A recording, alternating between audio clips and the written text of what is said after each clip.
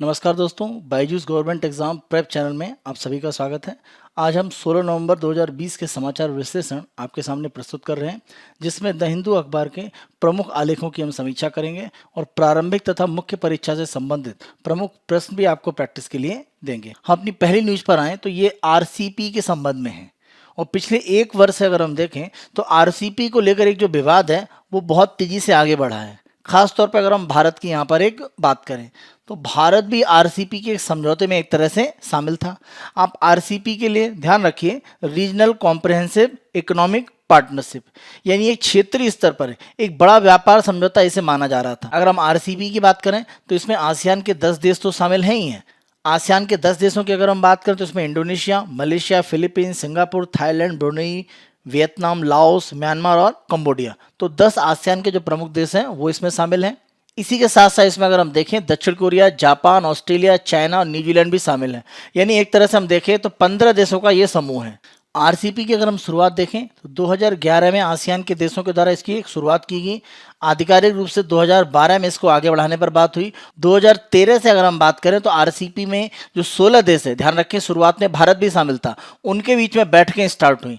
और फाइनली अगर हम देखें तो पिछले वर्ष 2019 में थाईलैंड में आसियान की जो बैठक थी वहां पर इसको आधिकारिक रूप से एक मंजूरी मिली। लेकिन 2019 की बैंकॉक की बैठक में प्रधानमंत्री नरेंद्र मोदी के द्वारा भी भाग लिया गया था और वहीं पर एक तरह से प्रधानमंत्री के द्वारा 4 नवंबर 2019 को घोषणा की गई कि भारत आरसीपी में से अपने आप को अलग कर रहा है। तो आरसीपी में से अपने आप को अलग करने के लिए भारत के अपने कुछ समस्याएं ऐसी थी जिनके आधार पर भारत ने अपने आप को यहां से अलग किया और माना यह गया कि इसका एक प्रमुख कारण था कि चीन का इस समूह में एक तरह से शामिल होना। भारत को अगर हम छोड़ दें तो जो 15 देश हैं उनके द्वारा एक तरह से आरसीपी को मंजूरी मिल गई थी पिछले वर्ष ही। और आधिकारिक रूप से अगर हम देखें तो संडे को वियतनाम की तरफ से एक वर्चुअल कॉन्फ्रेंस इसका आयोजित किया गया और इसी के पार पर एक तरह से घोषणा की गई आरसीपी को एक तरह से आधिकारिक रूप में स्वीकार करने की।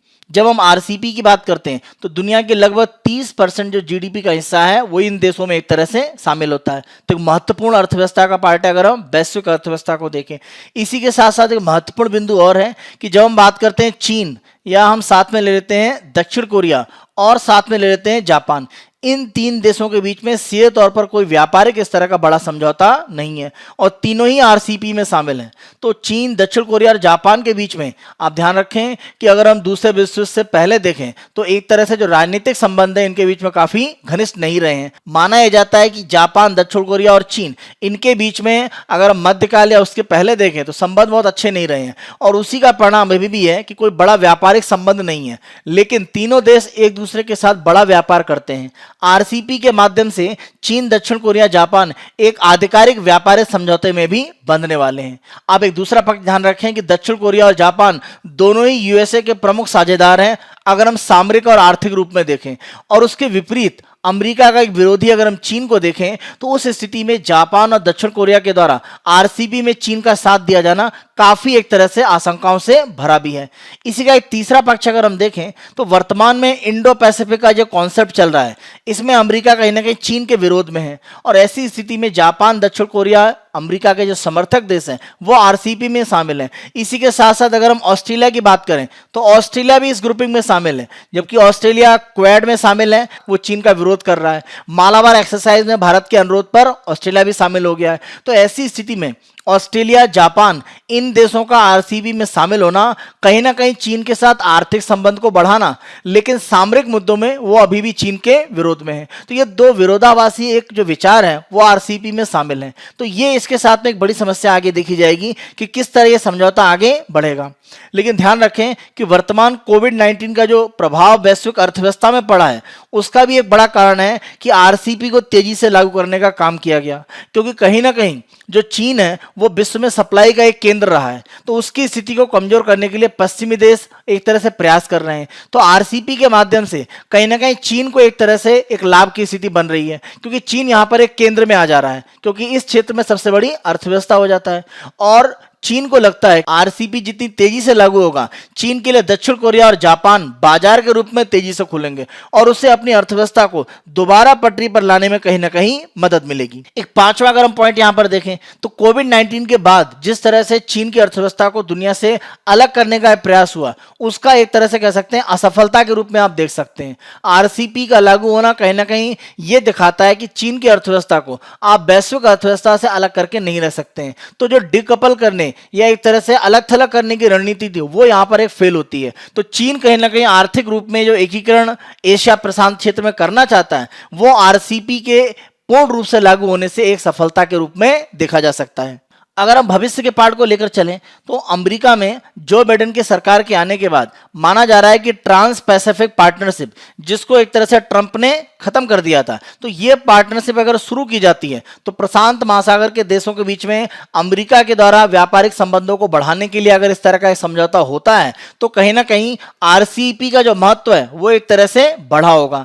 अब भारत के लिए एक समस्या ये होगी कि वो आरसीईपी में अगर शामिल नहीं है, अमेरिका की तरफ से दबाव होगा कि वो ट्रांस पैसिफिक पार्टनरशिप जैसे किसी समझौते में शामिल हो। तो एशिया प्रशांत क्षेत्र में भारत को किसी न किसी बड़े आर्थिक समूह में जुड़ने की आवश्यकता है। अगर भारत इस तरह के समूह में शामिल नहीं होता है तो भारत के लिए एक अलगाव की स्थिति बन जाएगी, यानी आइसोलेशन की स्थिति आ जाएगी और वैश्विक अर्थव्यवस्था में आप आइसोलेट होकर अलग थलग होकर नहीं रह सकते। तो एशिया प्रशांत के क्षेत्र में आरसीईपी की जो मजबूती है वो भारत के लिए भविष्य में एक तरह से एक दबाव डालेगी कि किस तरह से वो इसमें शामिल हो या शामिल होने से पहले किस तरह के परिवर्तन कराए। अगर हम भारत की तरफ से देखें कि ऐसी कौन सी समस्याएं थी जिसके कारण भारत जो 2012-13 से बैठकों में लगातार शामिल हो रहा था, 2019 में अंतिम रूप में अपने आप को आरसीईपी में से अलग कर लिया।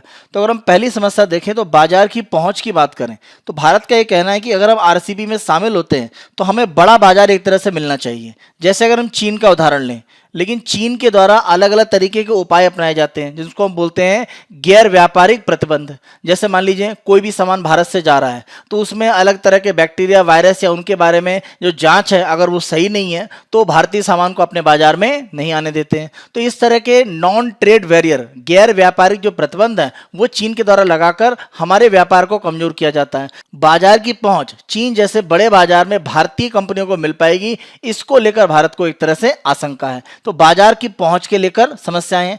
दूसरा अगर हम देखें उत्पाद की उत्पत्ति का स्थल, अगर आप देखें तो भारत और चीन के बीच में जो व्यापार का घाटा है वो एक बड़ी समस्या है। यानी चीन हमारे यहाँ ज्यादा आयात करता है, हम चीन को निर्यात कम करते हैं। तो इसके लिए चीन से जब हमने बैठकें करी तो चीन ने करा क्या, अपने बहुत सारे उत्पाद को हांगकांग से एक तरह से भारत में डालना शुरू किया। तो ओरिजिन कहां से उत्पाद आ रहा है, उत्पाद असली में कहां से है, चीन से, लेकिन वो हांगकांग के रास्ते से भारत में आ रहा है तो इसीलिए उस पर उतने प्रतिबंध नहीं लग पाते हैं। इसी तरह से अगर हम आसियान में देखें तो हमने आसियान के साथ मुक्त व्यापार समझौता कर रखा है। हमने सार्क में श्रीलंका के साथ भी हमारा मुक्त व्यापार समझौता है। अगर हम पेपर या काली मिर्च की बात करें तो वियतनाम की तरफ से बड़े पैमाने पर काली मिर्च श्रीलंका की तरफ से भारत में लाई जाती है, क्योंकि आसियान के साथ हमने छूट कम दी है, श्रीलंका को छूट ज्यादा दी है। तो उसका लाभ उठाने के लिए वियतनाम के जो व्यापारी हैं वो श्रीलंका के माध्यम से बड़े पैमाने पर जो पेपर या काली मिर्च है भारत के बाजार में डालते हैं। तो यह भारत के घरेलू बाजार को नुकसान पहुंचाता है। तो उत्पत्ति का सिद्धांत यानी ओरिजिन कहां से हो रहा उत्पाद को, इसको लेकर कोई सीधा कॉन्सेप्ट नहीं है, इससे भी भारत के घरेलू बाजार को नुकसान पहुंचेगा। तीसरा अगर देखें विवाद निवारण तंत्र यानी डिस्प्यूट सेटलमेंट, इसको लेकर कोई आरसीईपी में बड़ा एक तरह से इंतजाम नहीं किया गया है। ऐसी स्थिति में अगर कोई व्यापारिक विवाद होता है तो उसका निवारण आसानी से नहीं हो सकता है, तो भारत ने यहां पर भी एक ऑब्जेक्शन उठाया है। चौथा अगर देखें हमारे घरेलू उद्योग, अगर हम चीन जैसी अर्थव्यवस्था को और ज्यादा छूट देते हैं तो हमारे यहाँ सस्ते उत्पाद चीन के भर जाएंगे और ये हमारे घरेलू उत्पाद को नुकसान पहुंचाएंगे। हमारे घरेलू बाजार को अभी भी नुकसान हो रहा है चीन जैसी अर्थव्यवस्थाओं से, क्योंकि वो अनियंत्रित रूप में और एक तरह से इलीगल तरीके से बड़े उत्पादों को बड़ी संख्या में सस्ते रूप में भारतीय बाजार में डालते हैं, जिसे आप डंपिंग कहते हैं। तो ये स्थिति और ज्यादा विस्तारित होगी और यह हमारे घरेलू बाजार के लिए एक बड़ा खतरा हो सकता है।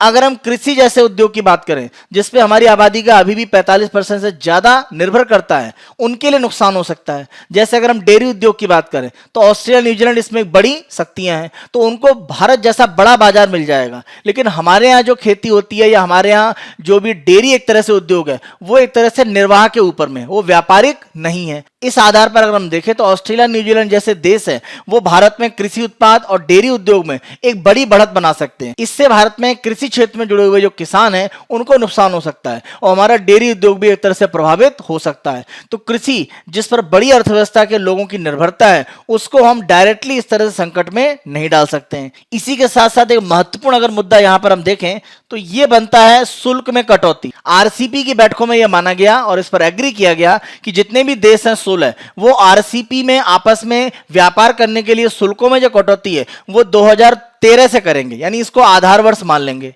और भारत क्या चाहता है? भारत चाहता है 2014। इसका कारण क्या है? कारण यह है कि भारत ने 2013 से अगर हम 14 की बात करें तो अपने यहां जो आयात शुल्क है उसको बढ़ाया। जैसे मान लीजिए 2013 में किसी ए सामान के लिए आयात शुल्क मान लीजिए 10% था, तो भारत ने इसको 14 में ज्यादातर बढ़ाया था, मान लीजिए 10 से बढ़ाकर कर दिया 20% अपने घरेलू उद्योगों को बढ़ाने के लिए। क्योंकि अगर आप आयात शुल्क लगाते हैं तो बाहर से आने वाला सामान महंगा होता है, जिससे हमारा घरेलू उद्योग एक तरह से प्रतिस्पर्धी हो जाता है। तो ये हमने 2014 में 13 की तुलना में बढ़ाया था।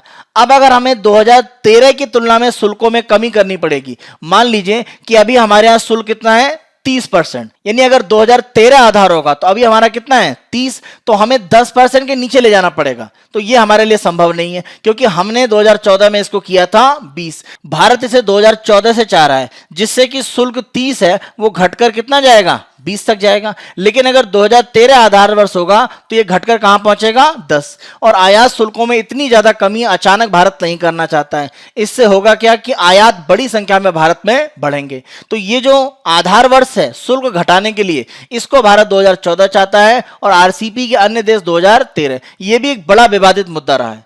अगर हम यहां पर एक लास्ट देखें भरोसे की कमी, और ये चीन के साथ आप कह सकते हैं। अगर हम दक्षिणी चीन सागर में देखें तो चीन आसियान या अन्य देशों के साथ विवाद में है। अगर हम समुद्री क्षेत्र को लेकर देखें तो उसी कड़ी में भारत के साथ भी चीन इस तरह से विवाद में है। सामरिक स्थिति में भारत का चीन के साथ जो सीमा विवाद चल रहा है, तो ये सब स्थितियां भी कहीं ना कहीं चीन पर भारत का जो भरोसा है उसको कमजोर करते हैं। ध्यान रखें चीन आरसीपी में सबसे बड़ी अर्थव्यवस्था है, तो अगर एक सबसे बड़ी अर्थव्यवस्था इस समूह में है उस पर हमारा ट्रस्ट नहीं है, भरोसा नहीं है, तो इस समझौते में शामिल होकर हमें बहुत आर्थिक लाभ नहीं है। तो ये कुछ प्रमुख कारण है जिससे भारत ने अपने आप को इस समझौते से अलग किया। भविष्य में अगर इसको लेकर कोई सुधार होते हैं, शुल्क का जो समय सीमा 2013 पर विवाद है उसको अगर 14 किया जाता है और भारत को बाजार में ज्यादा पहुंच दी जाती है, भारतीय बाजार को संरक्षित करने के लिए हमको कुछ अधिकार दिए जाते हैं, तो ऐसी स्थिति में हम आरसीपी में भविष्य में शामिल हो सकते हैं। लेकिन वर्तमान स्थितियों में इसकी संभावनाएं काफी कम दिख रही हैं। इसी हमारे डिस्कशन के आधार पर अब मेंस का क्वेश्चन लिखने की प्रैक्टिस कीजिएगा।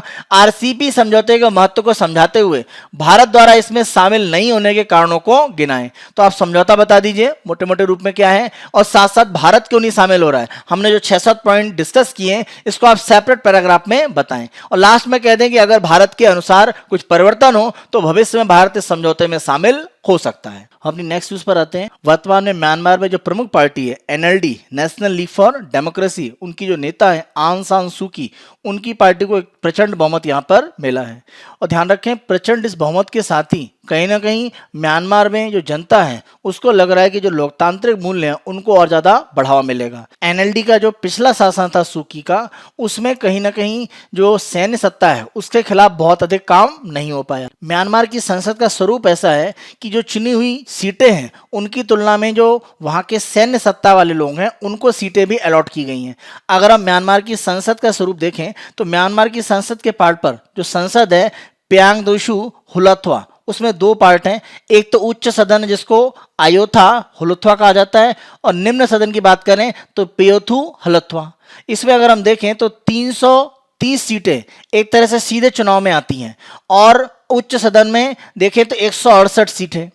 यानी अगर हम उच्च सदन की बात करें 224 कुल सीटें हैं जिसमें 168 का चुनाव होता है और 56 पर सैन्य समूह यानी जो मिलिट्री वहां पर पावर है उनके द्वारा नियुक्त किए जाते हैं। और अगर हम लोअर सदन की बात करें निम्न सदन की पेयोथु हुलथवा, उसमें जो 330 सीटें चुनाव की हैं 110 सीटों पर एक तरह से नियुक्ति की जाती है सैन्य सरकार के द्वारा। कुल मिलाकर अगर म्यांमार की संसद को हम 440 और साथ में 224 के हिस्से को जोड़ दें तो ये आपका पहुंच जाता है कितना, 664।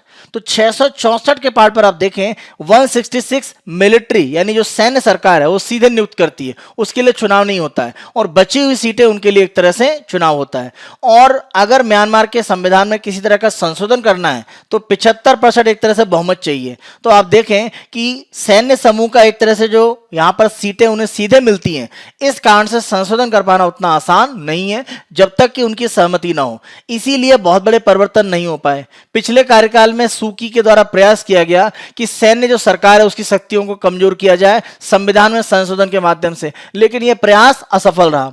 इसी के साथ साथ एक बड़ा आरोप लगता है सूकी के ऊपर कि वो म्यांमार की जनता और सैन्य समूह उसके बीच में एक ब्रिज या पुल के रूप में कार्य कर रही हैं। किसी भी तरह से लोकतांत्रिक मूल्यों को बढ़ाने के लिए वो बड़े पैमाने पर काम नहीं कर पा रही हैं। सैन्य जो समूह है उनका कहीं ना कहीं नियंत्रण अधिक ज्यादा है। इसका अगर आप देखें तो रोहिंग्या जो शरणार्थी हैं उनकी समस्या को लेकर, जिसमें सूकी बहुत ज्यादा कुछ नहीं कर पाई और बड़ी संख्या में जो शरणार्थी हैं वो दूसरे देशों में गए।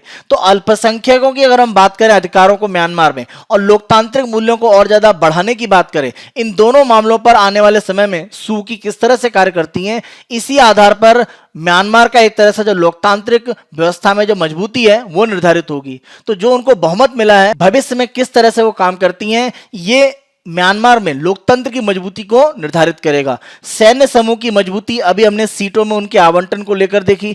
इसी कारण से आसानी से संसद के द्वारा संशोधन करके सैन्य शक्ति कमजोर नहीं की जा सकती है। तो लोकतांत्रिक मूल्यों को वो कैसे बढ़ाएंगी और किस तरह से अल्पसंख्यक या जो निचले तबके हैं म्यांमार में उनको अधिकार देकर म्यांमार को मजबूत कर पाएंगी, ये भविष्य में सूकी को एक तरह से देखना पड़ेगा। तो केवल जनता और सैन्य समूह के बीच में एक भागीदार के रूप में वो कार्य नहीं कर सकती हैं। तो उनको कहीं ना कहीं लोकतांत्रिक व्यवस्था को मजबूत करने के लिए काम करना है, जो यहां पर एक मैंडेट, एक बड़ा बहुमत यहां पर मिला है। तो आने वाले समय में कहीं ना कहीं जो नेशनल लीग फॉर डेमोक्रेसी उनकी पार्टी और जो सैन्य समूह है उनके बीच में जो स्ट्रगल है वो और बढ़ेगा, और इसमें विजेता कौन होता है और किस तरह से म्यांमार लोकतांत्रिक मूल्यों पर और आगे बढ़ता है, ये भविष्य में एक तरह से देखने वाली बात है।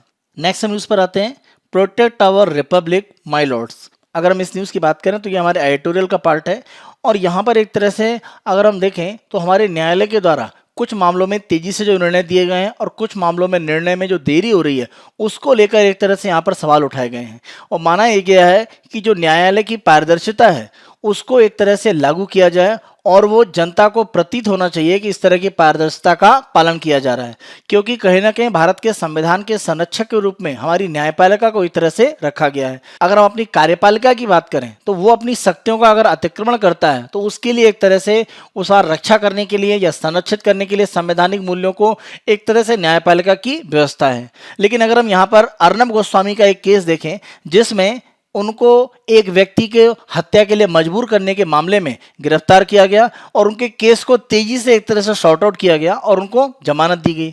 उसमें अगर हम देखें तो 9 नवंबर को हाई कोर्ट में केस गया और 11 नवंबर को सुप्रीम कोर्ट में केस गया और उनको एक तरह से जमानत मिली। तो इस मामले में तेजी से काम हुआ। लेकिन इसी तुलना में अगर हम देखें तो बहुत सारे ऐसे मामले हैं जो हमारे उच्च न्यायालय, सर्वोच्च न्यायालय में लगे हुए हैं, लेकिन उनमें तेजी से काम नहीं हो पाया है। यहाँ पर प्रश्न ये उठाया जा रहा है कि सभी मामलों में वो मामले चाहे सरकार के खिलाफ जा रहे हैं, सरकार के पक्ष में जा रहे हैं, निर्णय लेने में जो तेजी है वो बराबर होनी चाहिए, क्योंकि अगर इस तरह का अंतर होता है तो जनता के मन में न्यायपालिका को लेकर एक भ्रम आता है, और न्यायपालिका क्योंकि संविधान का संरक्षक है उसके जो मूल्य हैं उनको लेकर किसी भी तरह का भ्रम जनता में नहीं होना चाहिए। क्योंकि आज भी है हम न्यायपालिका को एक अंतिम रास्ता मानते हैं अपने अधिकारों के संरक्षण के लिए। तो अगर वहां पर किसी भी तरह की पारदर्शिता की स्थिति में कमजोरी आती है तो ये पूरे हमारे लोकतंत्र की व्यवस्था को कमजोर करेगा। अगर हम नागरिकता कानून के संबंध में जो भी केसेस हैं उनको देखें, जम्मू कश्मीर में एक तरह से जो भी 370 को हटाया गया उसके बाद जो भी वहां पर नियम कानून लागू किए गए उनको लेकर जो सवाल उठाए गए, जो क्वेश्चन रेज किए गए सुप्रीम कोर्ट में या हाई कोर्ट में, उन सब के मामले में क्या निर्णय लिए गए। तो ये सब ऐसे मामले हैं जहां पर निर्णय बहुत तेजी से नहीं किया गया जितना तेजी से अगर हम यहाँ पर जो अर्नब गोस्वामी का केस है उसमें देखें तो किसी एक मामले में अगर बहुत तीव्रता से काम होता है दूसरे में नहीं होता है। और ये सिर्फ आज ही नहीं, हम पहले के निर्णयों में भी कह सकते हैं, कभी भी अगर ऐसा होता है तो ये कहीं ना कहीं जो न्यायपालिका की पारदर्शिता पारदर्शिता है उस पर एक सवाल उठाता है, और ऐसा नहीं होना चाहिए, क्योंकि न्यायपालिका अभी भी संविधान में सर्वोच्च रूप से संरक्षित करने के लिए एक अधिकृत संस्था है। और न्यायपालिका को जो भी एक तरह से आप कह सकते हैं जो उसकी शक्तियां हैं वो जरूर हम संवैधानिक रूप में आर्टिकल 32 और आर्टिकल 226 से कह सकते हैं अगर हम सुप्रीम कोर्ट और हाई कोर्ट की बात करें। लेकिन हमें ध्यान रखना पड़ेगा कि जनता का जो भरोसा है यानी जो ट्रस्ट है वो सबसे बड़ी बात है, क्योंकि संवैधानिक अधिकार जरूर न्यायपालिका को मिले हैं कुछ अनुच्छेदों के माध्यम से, लेकिन जो ट्रस्ट उन्होंने कमाया है वो जनता के द्वारा उनको दिया गया है, तो उसमें किसी भी तरह की कमी नहीं आनी चाहिए। इसके लिए आवश्यक है न्यायपालिका को पारदर्शी रूप में अपने निर्णय देने होते हैं, क्योंकि इससे जनता का जो ट्रस्ट है वो उन पर बढ़ता है, और उसी के आधार पर हम लोकतंत्र को एक तरह से मजबूत रूप में भारत में देख सकते हैं। क्योंकि लोकतंत्र के जो अधिकार मिलते हैं लोगों को, उनके संरक्षण के लिए न्यायपालिका पर लोग भरोसा तभी करेंगे जब सामान्य रूप से हमें इस तरह का भरोसा न्यायालय पर बनता हुआ हमेशा दिखेगा। अगर कभी ऐसा होता है कि यह भरोसा टूटता है तो लोकतांत्रिक मूल्यों का अगर कहीं पर भी पतन होता है तो उसके खिलाफ लोग नहीं जा सकते हैं। तो ऐसी स्थिति देश में ना आए, इसको लेकर कहीं ना कहीं न्यायपालिका को भविष्य में देखने की आवश्यकता है। अगर हम देखें तो अर्नब गोस्वामी के अलावा बहुत सारे ऐसे केसेस हैं जो एक तरह से न्यायपालिका के समक्ष हैं। अगर इसमें हम देखें वरवर राव की बात करें जिन्हें नक्सलवादियों संबंध एक तरह से माना जाता है, या सुधा भारद्वाज के केस को देखें, सिद्दीक कप्पन की अगर हम बात करें, या स्टैन स्वामी की बात करें, तो ये सब लोग भी कहीं ना कहीं न्यायपालिका में न्याय पाने के लिए तेजी से एक तरह से प्रयास कर सकते हैं। लेकिन अगर आपको न्यायपालिका से तेजी से अपने निर्णय पाने के लिए प्रयास करना पड़े तो ये कहीं ना कहीं न्यायपालिका की जो निष्पक्षता है उसको एक तरह से सवाल के दायरे में लाता है। तो हर केस को वो किसी भी आधार पर हो, सरकार के विरोध में हो या सरकार के पक्ष में हो, किसी भी मामले में आ रहा हो, वहां पर न्यायपालिका का जो रुख है वो हमेशा एक तटस्थ रूप में रहना चाहिए। और ये होता है, इसको एक तरह से न्यायपालिका को प्रदर्शित करना पड़ेगा। क्योंकि वर्तमान में अगर हम अर्नब गोस्वामी का केस देखें तो उसमें ये स्थिति को एक तरह से कमजोर होता हुआ पाया गया। तो यहां आर्टिकल के माध्यम से लेखक ने यही कहा है कि जो भी हमारे न्यायपालिका के निर्णय भविष्य में आए उसमें पारदर्शिता प्रत्यक्ष रूप में दिखनी चाहिए, जिससे जनता का भरोसा हमारी न्यायपालिका पर बना रहे। इसी के साथ साथ हमें देखने की आवश्यकता है कि अगर न्यायालय के खिलाफ किसी भी तरह की कोई टिप्पणी की जा रही है तो टिप्पणी अगर सामान्य रूप में है तो उसको न्यायालय को स्वीकार करना चाहिए। क्योंकि अगर हम हर टिप्पणी को एक तरह से न्यायालय की अवमानना मानेंगे तो ये न्यायालय के जो निर्णय हैं उनके खिलाफ लोगों के जो विचार हैं उसको व्यक्त करने की स्वतंत्रता का हनन करता है। जैसे अगर हम प्रशांत भूषण का एक तरह से केस देखें और उसी के साथ साथ कुणाल कामरा का केस देखें। अब कुणाल कामरा की अगर हम बात करें तो उनके ऊपर अलग अलग एयरलाइंस में यात्रा करने पर प्रतिबंध लगाया गया, क्योंकि किसी एयरलाइन में ट्रेवल करते हुए उन्होंने अर्नब गोस्वामी के साथ ही कुछ विवाद हुआ था।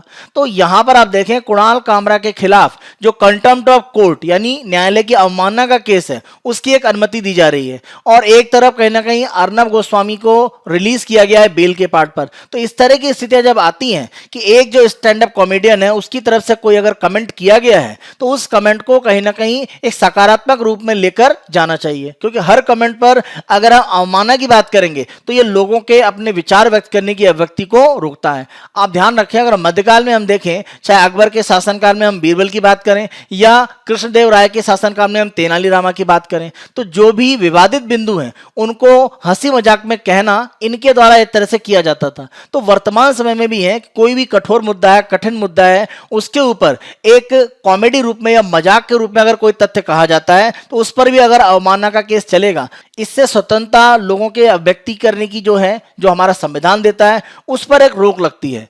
तो अगर किसी भी तरह से न्यायपालिका को स्कैंडल में लाने की कोशिश की जा रही है या उसके खिलाफ कोई आपराधिक भावना से कोई बात कही गई है तो उसके लिए अवमानना का केस चले, ये बिल्कुल एक सही बात है।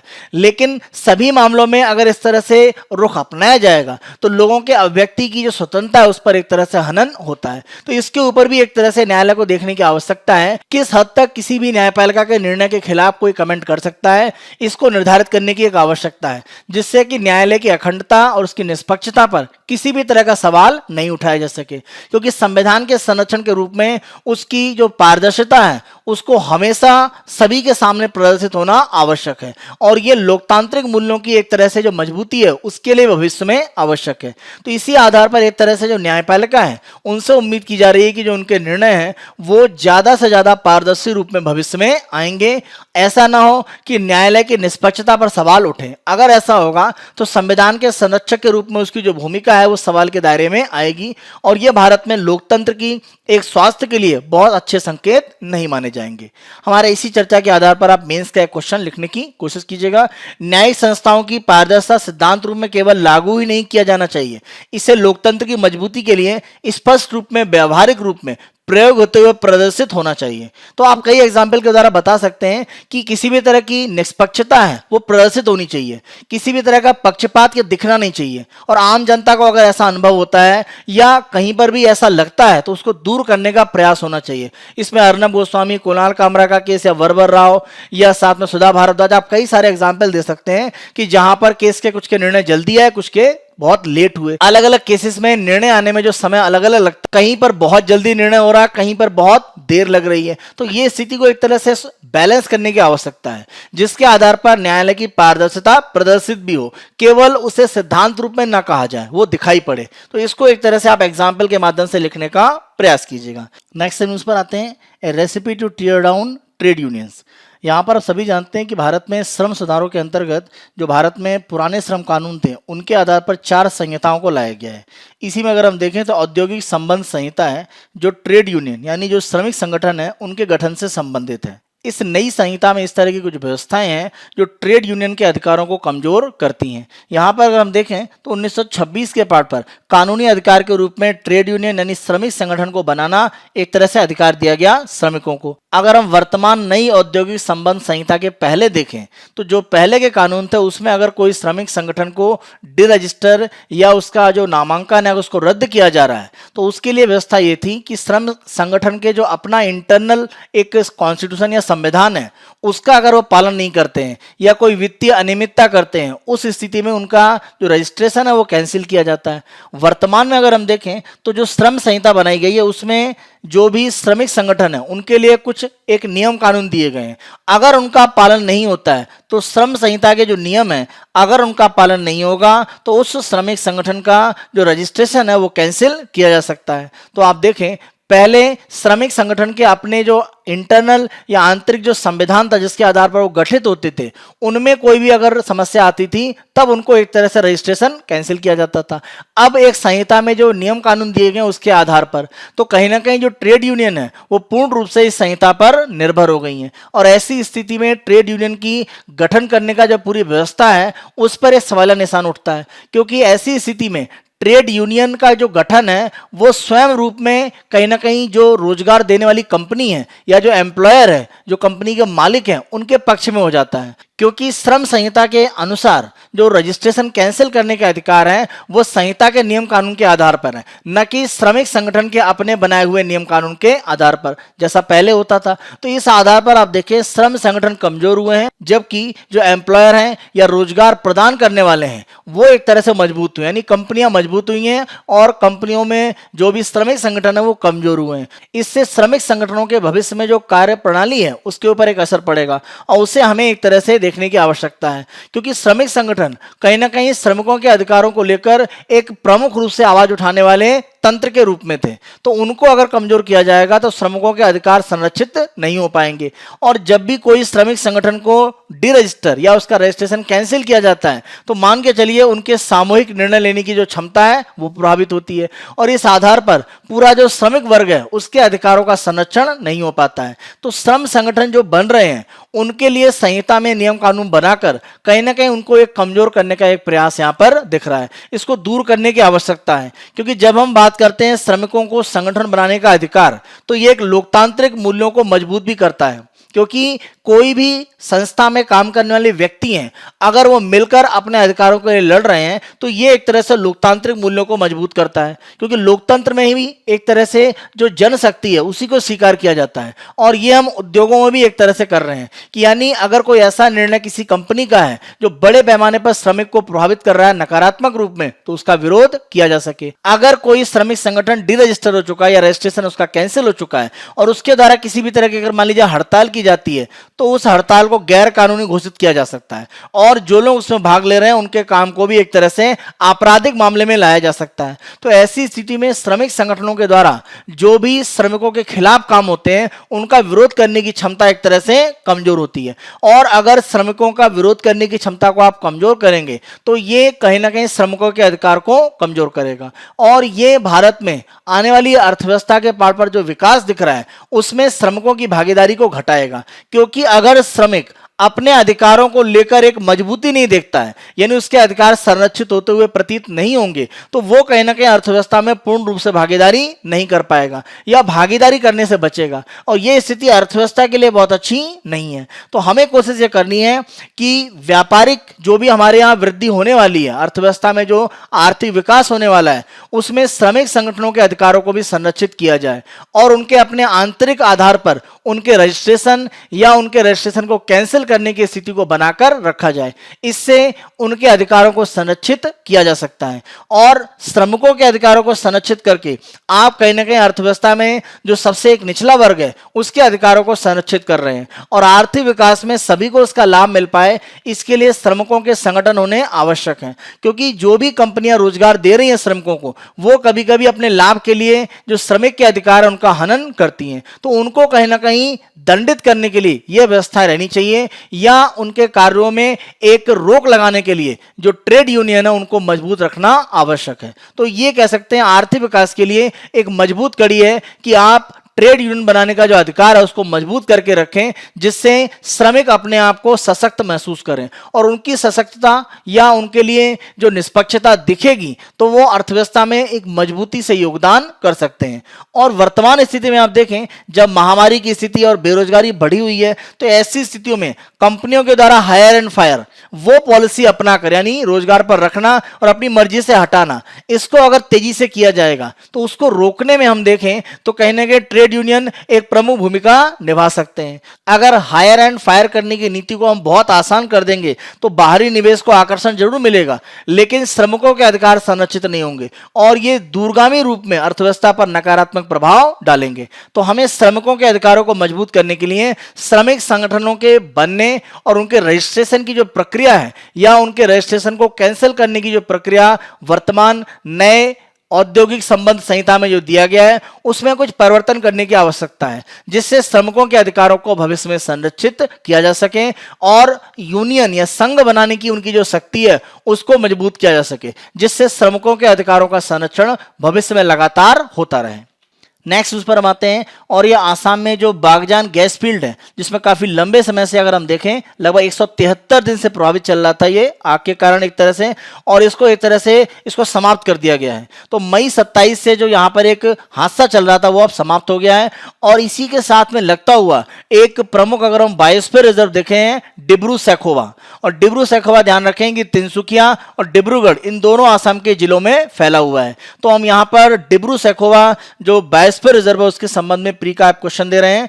डिब्रू सैखोवा जैवमंडल के संबंध में निम्न कथनों पर विचार करें। यह असम का एकमात्र जैवमंडल है जो भारत का सबसे छोटा जैवमंडल भी है। देखिए सबसे छोटा तो सही है, आप ध्यान रखें मानस जैवमंडल भी कहां पर है, असम में है। तो आप एकमात्र जो यहां पर कहा गया है गलत हो जाता है, इसीलिए पहला आपका स्टेटमेंट गलत है। दूसरा, यह असम में डिब्रूगढ़ जिले में विस्तारित है। अभी हमने देखा डिब्रूगढ़ और साथ साथ असम के तिनसुकिया डिस्ट्रिक्ट में ही विस्तारित है, तो दोनों स्टेटमेंट यहां पर गलत है, दोनों असत्य है। आंसर है आपका डी। नेक्स्ट उस पर देखें, forest rights claims of 1200 tribals rejected. अगर हम 2006 के कानून की बात करें, scheduled tribes and other forest dwellers recognition of forest right act 2006, तो 2006 का ये कानून है जो आदिवासियों और वन्य में रहने वाले अन्य जो लोग हैं उनके अधिकारों को एक तरह से प्रदान करता है। तो यहाँ पर मैसूर के आसपास के क्षेत्रों में जो 1200 जनजातीय लोग हैं उनको वनों पर जो अधिकार नहीं मिल रहा है उसके संबंध में हम इसी एक्ट के संबंध में आपको प्री का यहाँ पर एक क्वेश्चन देते हैं। निम्न कथनों पर विचार करें। अनुसूचित जनजाति और अन्य वन निवासी वन अधिकार की मान्यता अधिनियम 2006 के द्वारा वन अधिकार संबंधी प्रक्रिया ग्राम सभा द्वारा प्रारंभ की जाती है। ध्यान रखें, जो ग्राम सभा है वो इसके लिए एक तरह से प्रक्रिया को शुरू करता है। तो पहला स्टेटमेंट सही है।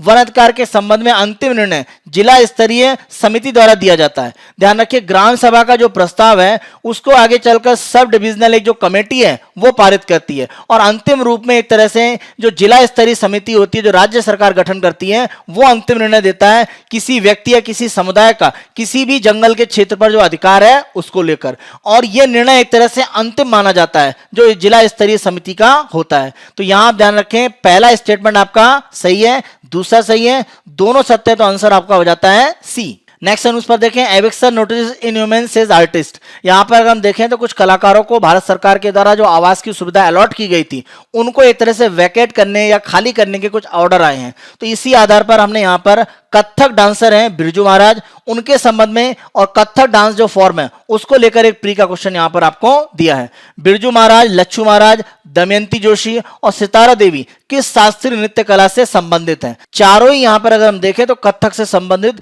प्रमुख एक तरह से व्यक्ति हैं भारत में, तो आंसर आपका ए। नेक्स्ट न्यूज पर आते हैं, Arunachal record best sex ratio, Manipur the worst.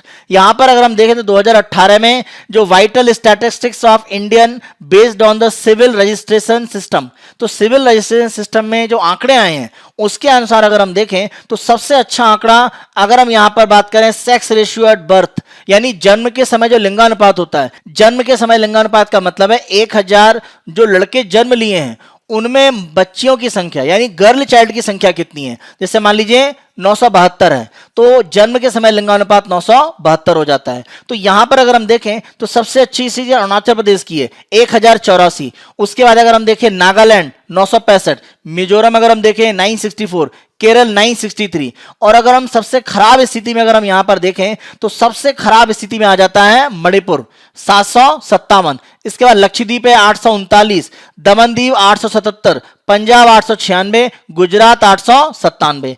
अगर यहीं पर हम देखें दिल्ली और हरियाणा और जम्मू कश्मीर तो यहां स्थिति थोड़ी सुधरी है। दिल्ली में 929 है, हरियाणा में 914 है और जम्मू कश्मीर में 952। तो स्थितियों में थोड़ा एक तरह से सुधार हुआ है। भारत में जो भी बच्चे जन्म ले रहे हैं उनके रजिस्ट्रेशन की अगर हम बात करें तो ये 2.33 करोड़ 2018 में था।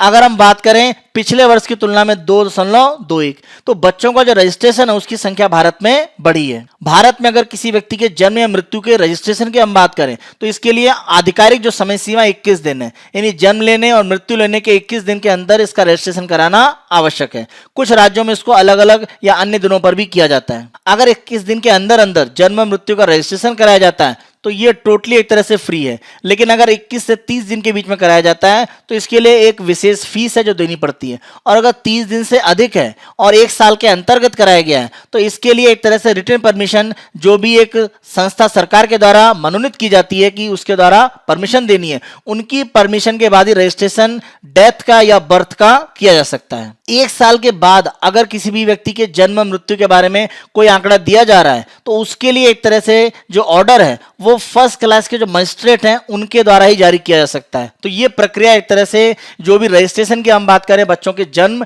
या मृत्यु के आंकड़ों की अगर हम देखें तो यहां पर एक तरह से जो सेक्स रेशियो उसमें बड़ा इंप्रूवमेंट हुआ है। अरुणाचल प्रदेश सबसे अच्छी स्थिति में है और मणिपुर, वो दोनों ही अगर आप देखें तो नॉर्थ ईस्ट के स्टेट है, सबसे खराब स्थिति में है। जबकि अगर हम देखें चाहे दिल्ली की बात करें, हरियाणा की, जम्मू कश्मीर की, यहां स्थिति में थोड़ा सुधार हुआ है। इसी कंसर्न में हमारा प्री का क्वेश्चन है, जन्म के समय लिंगानुपात प्रति 1000 लड़कों पर पैदा होने वाली लड़कियों की संख्या है। बिल्कुल सही स्टेटमेंट है। 2018 के आंकड़ों में सबसे अच्छा लिंगानुपात अरुणाचल प्रदेश का तथा सबसे खराब पंजाब का है। अभी हमने देखा सबसे खराब स्थिति किसकी है, मणिपुर की। तो दूसरा स्टेटमेंट गलत है, पहला सही है। आंसर ए केवल एक सत्य है। नेक्स्ट उसको देखें तो यूएई के द्वारा जो गोल्डन वीजा दिया जाता है उसकी एलिजिबिलिटी या उसके लिए जो भी एक तरह से अनिवार्य योग्यता है उसमें एक परिवर्तन किया जा रहा है। गोल्डन वीजा की जो व्यवस्था है 2019 में यूएई ने शुरू किया था 5 वर्ष और 10 वर्ष के लिए यूएई में रहने के लिए और कार्य करने के लिए। ध्यान रखें यूएई में जो रहना या जो रेसिडेंशियल वीजा है वो आपके काम से जुड़ा हुआ है।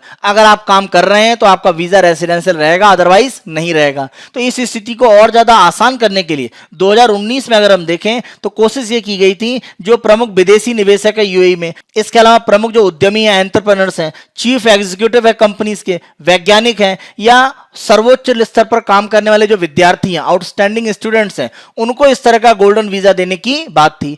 अब सरकार इसमें परिवर्तन कर रही है और सरकार का कहना है कि कोई विशेष रूप में कोई प्रोफेशनल है, कोई स्पेशल डिग्री होल्डर है या कोई डॉक्टर की अगर हम बात करें तो इन सब लोगों को भी एक तरह से जो गोल्डन वीजा है 10 साल के लिए रहने के लिए यूएई में दिया जा सकता है। और यह स्थिति अगर हम बदलेगी तो कहीं ना कहीं यूएई में बड़ी संख्या में भारतीय जो प्रोफेशनल हैं वो भी आवासीय वीजा एक तरह से प्राप्त कर सकते हैं। तो इसी गोल्डन वीजा के संबंध में हमारा प्री का क्वेश्चन है, यूएई द्वारा प्रदान किए जाने वाला गोल्डन वीजा 5 वर्ष तथा 10 वर्ष के लिए विशेष कौशल वाले व्यक्तियों को प्रदान किया जाता है।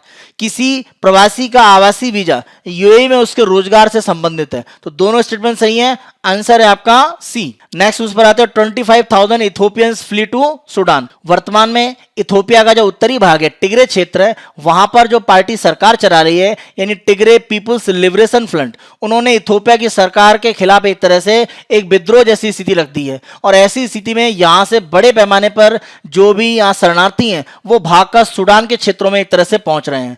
और इसी पार्ट पर अगर हम देखें तो इस विवाद के कारण सूडान में जो एक शरणार्थी समस्या है वो बड़े रूप में बनती जा रही है। इसी के जैसा संकट एक तरह से इथोपिया में 80 के दशक में आया था, जब इथोपिया में एक बड़ा आप कह सकते हैं सूखा पड़ा था। तो युद्ध तो नहीं, सूखे के कारण बड़ी संख्या में इथोपिया से जो लोग हैं वो शरणार्थी के रूप में सूडान में पहुंचे थे। और वर्तमान में टिग्रे में एक तरह का जो संघर्ष चल रहा है उसके कारण शरणार्थी दोबारा सूडान के इलाकों में पहुंच रहे हैं। तो यहां पर इसी टिग्रे का जो क्षेत्र है उसके संबंध में हमने प्री का आपको क्वेश्चन दिया है, तिग्राय क्षेत्र में संघर्ष निम्न में से किससे संबंधित है? इथोपिया एरिट्रिया के बीच में, सूडान तथा एरिट्रिया के बीच में, सूडान तथा जिबूती के बीच में। तो आंसर क्या है? डी, इथोपिया की सरकार तथा इथोपिया के उत्तरी भाग में स्थित तिग्राय के बीच में। तो इनके बीच में यह संघर्ष तिग्राय क्षेत्र में चल रहा है। तो इस तरह के जो स्पेसिफिक एरिया का नाम आता है उनको आप ध्यान रखें किस लिए वो न्यूज में है। आंसर आपका डी, और ये इथोपिया का एक तरह से उत्तरी भाग है।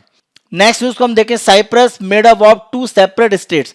यहां पर अगर हम एर्डोगन की बात करें जो तुर्की के राष्ट्रपति हैं, उनकी तरफ से यह कहा गया है कि जो साइप्रस है वो एक तरह से 2 हिस्सों में बटा हुआ है। साइप्रस की अगर हम बात करें जो एक तरह से भूमध्य सागर में द्वीपीय देश है, उसका उत्तरी भाग है वो एक तरह से टर्किश एक तरह से कंट्रोल में है। और दक्षिणी भाग की बात करें तो ग्रीस, और इसको लेकर साइप्रस का एक विवाद ग्रीस के साथ हमेशा बना रहा है। यहां पर तुर्की के राष्ट्रपति रेसेप एर्डोगन का बयान आया है कि जो साइप्रस है वो 2 अलग अलग देशों से बना हुआ है, यानी उत्तरी और दक्षिणी भाग को वो एक साइप्रस ना मान के 2 अलग देश मान रहे हैं, जिस पर एक पर प्रभाव है तुर्की का, दूसरे भाग पर ग्रीस का। तो यहां पर हम साइप्रस को लेकर भूमध्य सागर के जो द्वीप है उनको लेकर एक प्री का क्वेश्चन दे रहे हैं। निम्न द्वीपों को पूर्व से पश्चिम दिशा में व्यवस्थित करें, साइप्रस, सार्डिनिया, सिसिली और क्रेटे। तो यहां पर अगर हम चारों को देखें तो आप मैप के अनुसार लगा सकते हैं। जैसे हम पहला देखें साइप्रस, इसके अलावा अगर हम क्रेट की बात करें तो ये ग्रीस का हिस्सा है, इसी के साथ साथ सिसिली और सार्डिनिया। तो सिसिली सार्डिनिया इटली का पार्ट, साइप्रस अलग देश है। तो सबसे पहले साइप्रस, फिर क्रेट, फिर आपका